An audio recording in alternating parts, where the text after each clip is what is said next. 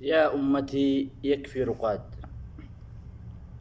يا أمة محمد صلى الله عليه وسلم، لا زلت خير أمة، ولا زالت لك العزة، ولتعودن لك السيادة، ولكن يكفي رقاد، يكفي نوم، يكفي غفلة.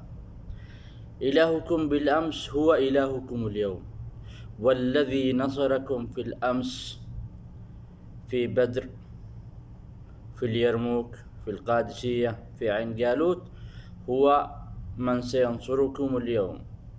إن تنصروا الله ينصركم ويثبت أقدامكم. يا أمتي، يا أمتي، آن الأوان لأجيال غرقت لسنوات، بل لعقود، بل لقرون. آن الأوان لأجيال غرقت في بحار الذل، ورضعت لبان الهوان، وتسلط عليها أراذل الناس وأحقرهم.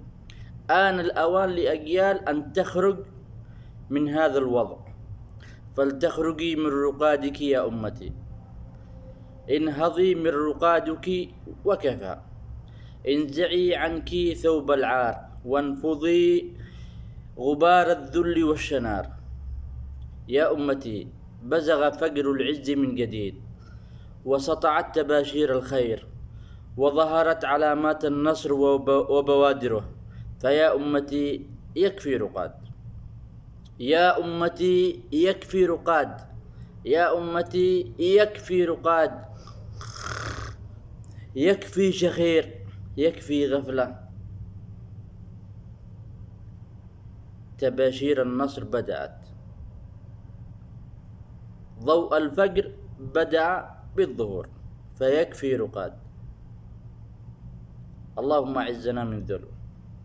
دمتم في حفظ الله ورعايته، والسلام عليكم ورحمة الله وبركاته.